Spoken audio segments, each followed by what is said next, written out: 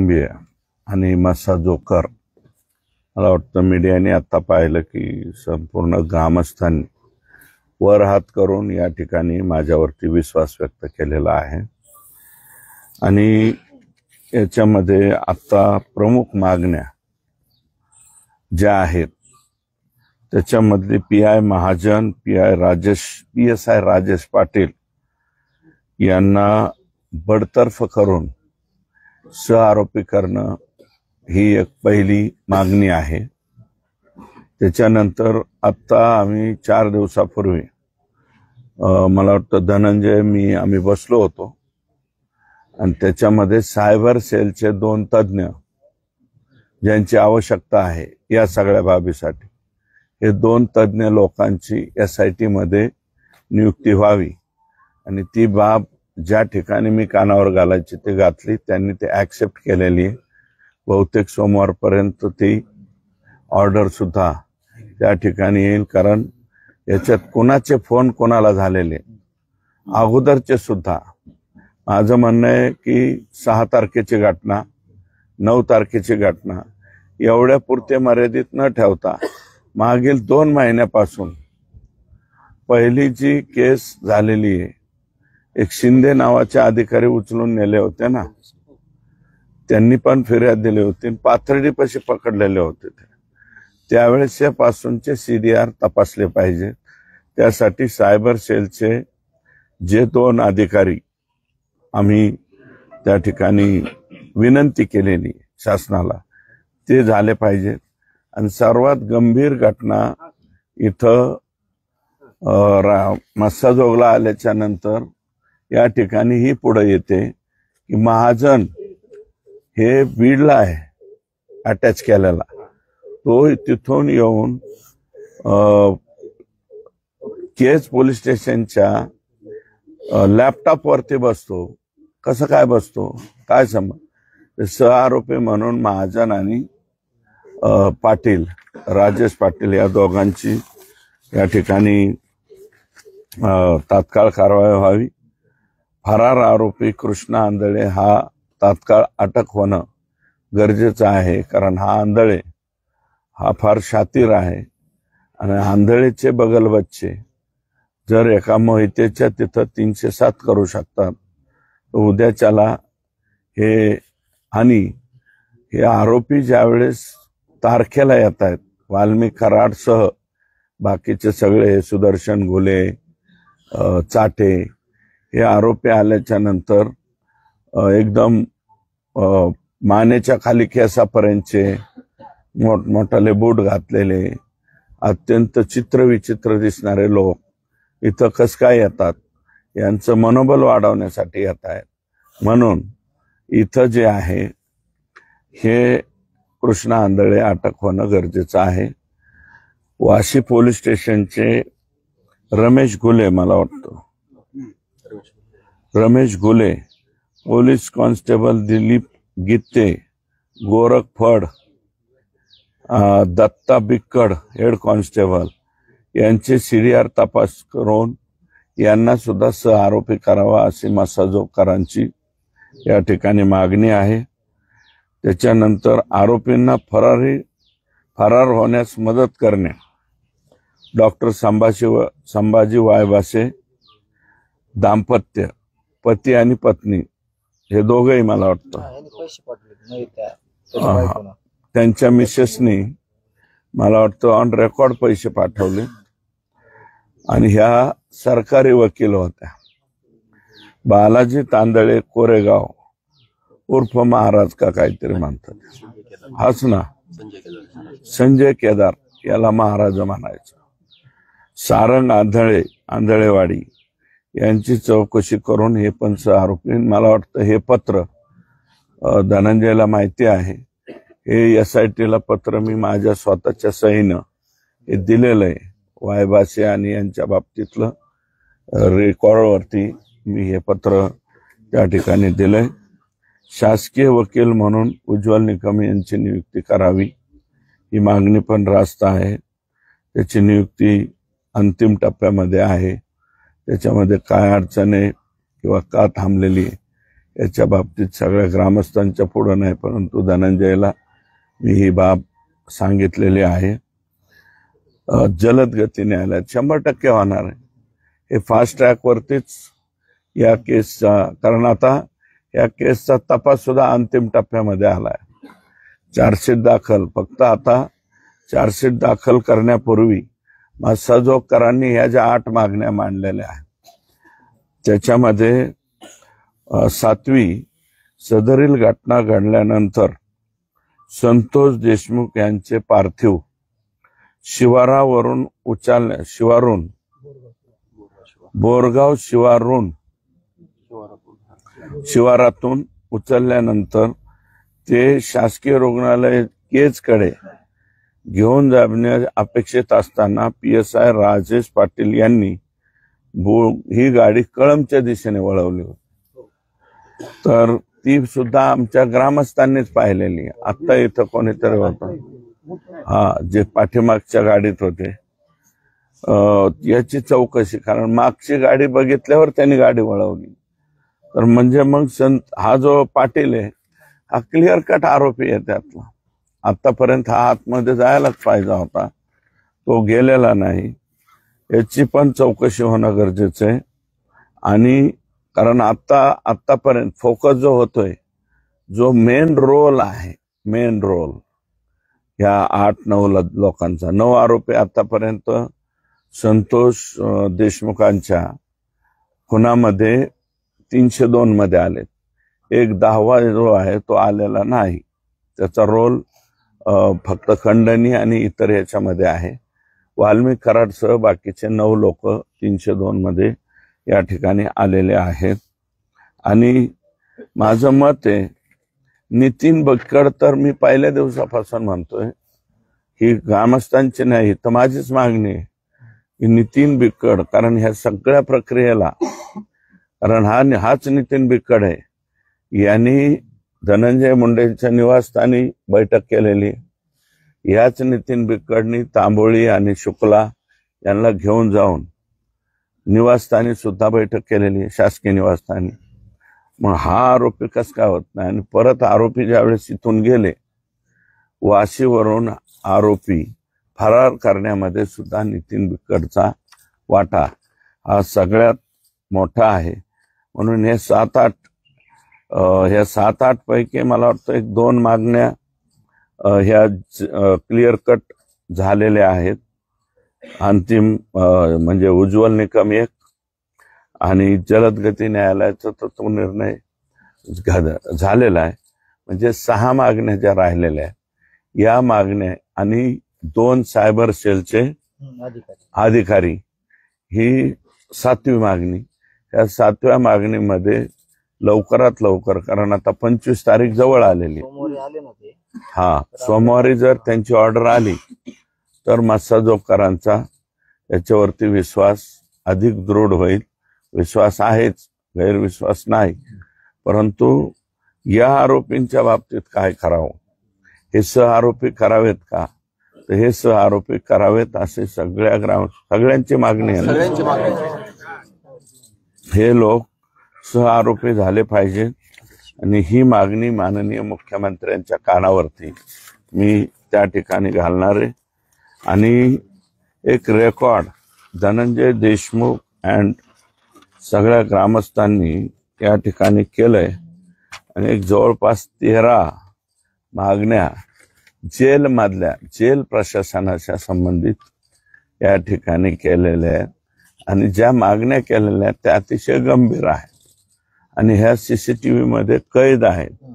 या सगळ्या मागण्या तर जेल प्रशासनाकडून सुद्धा याची स्वतंत्र चौकशी व्हावी. आणि जे कोणी मदत करणारे आहेत यांना, आरोपींना, हे सगळेचे सगळे जेल प्रशासनामधले लोक निलंबित झाले पाहिजे वा ते इथं राहिले नाही पाहिजे.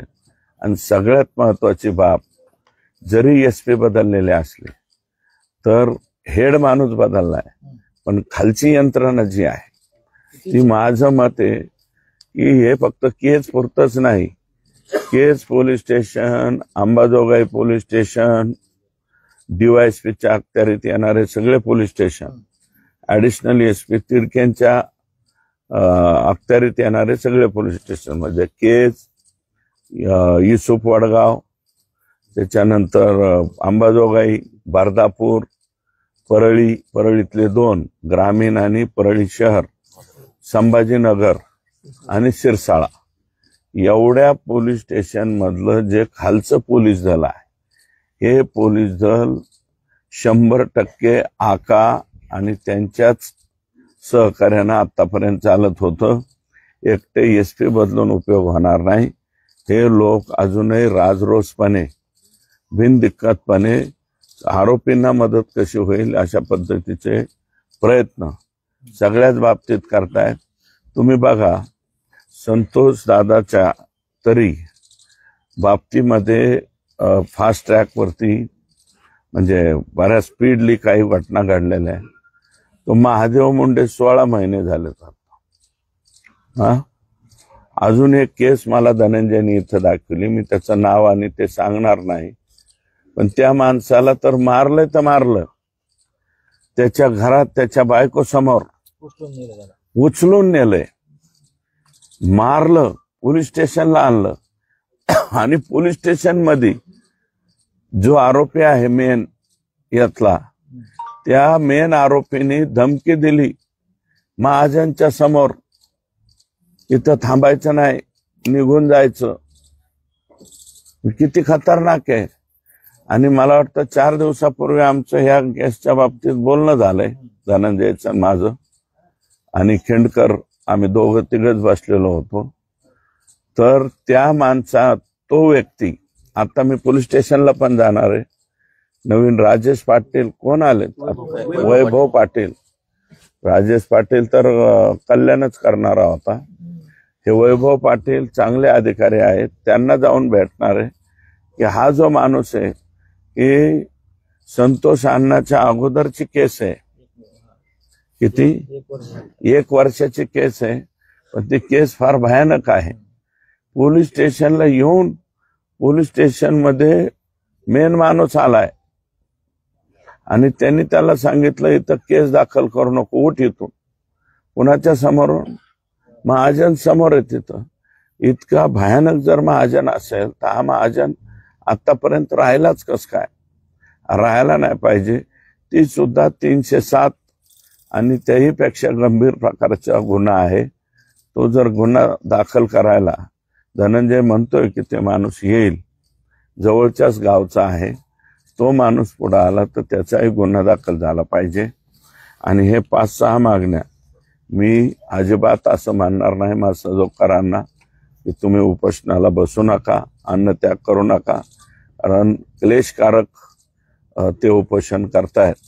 परंतु तत्पूर्वीच याच्या बाबतीमध्ये मी 100% राज्याचे मुख्यमंत्री यांच्याकडे जाऊन कानावर घालून, म्हणजे बहुतेक वेळ प्रसंगी रविवारी मी नागपूरला सुद्धा जाईल, म्हणजे उद्या जर ते नागपूरला असतील तर नागपूरला जाईल आणि सोमवारी जर मुंबईला मिळाली वेळ तर मुंबईला जाऊन या म्हणजे सायबर सेल आणि ह्या 7 मागण्या, 6च्या ऐवजी 7वी मागणी एक वाढली ना, या 7 मागण्यांच्या बाबतीमध्ये मी त्यांच्याशी बोलेल.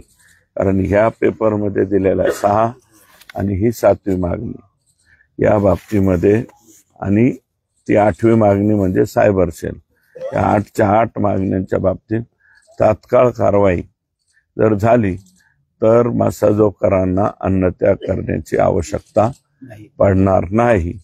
आणि मी आता जे म्हणलं, अंबाजोगाई ॲडिशनल एसपीच्या अंडरचे जेवढे पोलीस स्टेशन आहेत इथे ऑब्जेक्शनेबल, अहो ते कुमावत साहेब होते ना, त्यांना सुद्धा नीटनाटकं काम काही लोक करून देत नव्हते, त्यांना सुद्धा मिसगाईड करायचे. आणि इथं आणताना सुद्धा कुमावत सारखाच अधिकारी ॲडिशनल एसपी म्हणून अंबाजोगाईला पाहिजे.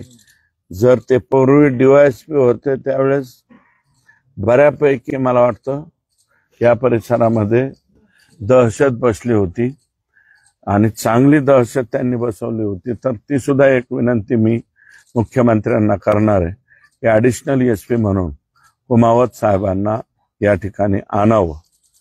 कुमावतच ना, संतोष कुमावत, पंकज कुमावत साहेबांना ऍडिशनल एसपी म्हणून, कारण बीड जिल्ह्याला एकट्या एसपी चांगला येऊन उपयोग नाही.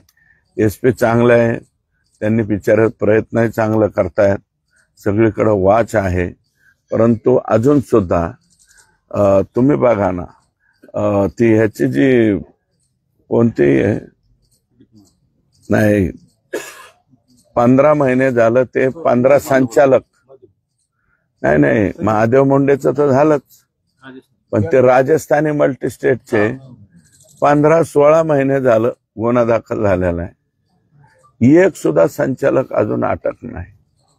मग आता माणसांनी जगायचं कसं मला सांगा. 15 संचालक बिनदिक्कतपणे आजही महाराष्ट्रात फिरताय आणि 300 कोटी रुपयाला बुडलाय. मला वाटतं केस तालुक्यात सुद्धा एखादी शाखा होते का? ते होते ना, ही होती. त्याच्यामुळं 15-15 महिने, 16-16 महिने, आणि ह्या कृष्णा आंधळीची सुद्धा तशीच हिंमत होती ना. आतापर्यंत सरेंडर व्हायला पाहिजे. पोलिसने का त्याचं घरदार उचलून आणलं नाही, बसवायला, टॉर्चर करायला पाहिजे ना.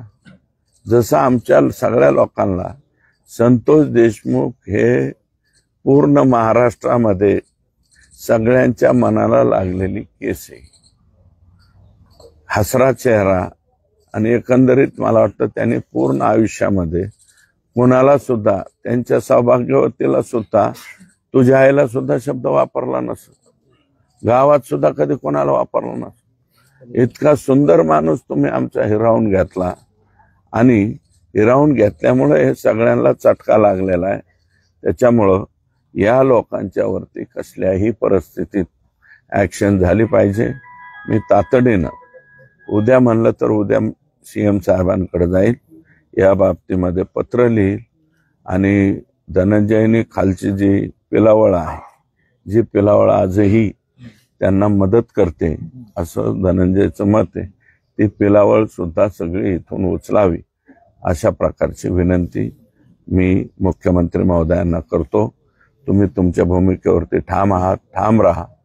परंतु मी तोपर्यंतच यातल्या काही गोष्टी, जवळजवळ 100% गोष्टी जर हे आपण मंजूर केल्या किंवा मुख्यमंत्र्यांनी त्याला सकारात्मकता दाखवली तर 25 तारखेपासून तुम्ही बसू नका.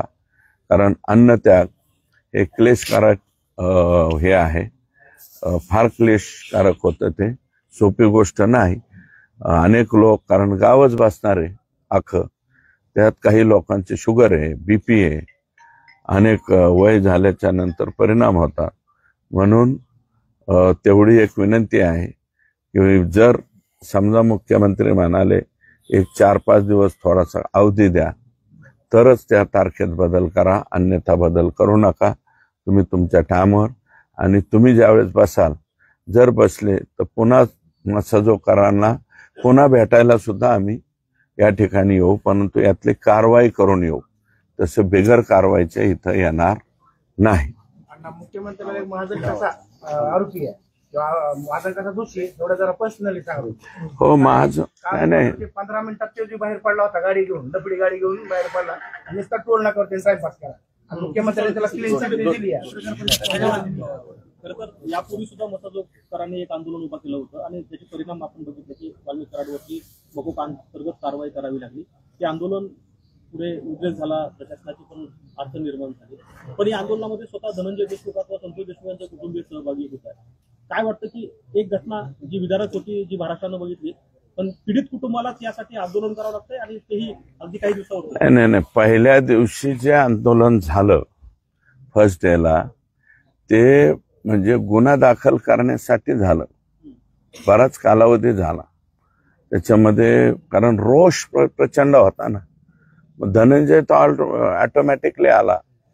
परंतु आता सुद्धा नाही, हे जे मागणे आलेले आहेत याच्यावरती सुरुवातीला मी सुद्धा कन्फ्यूज होतो काही बाबतीत, की बाबा हे जे सहआरोपी करायचे, या सहआरोपीमुळं मेन आरोपींना सवलत मिळू नये याच्यावरती विचार करावा लागणार आहे.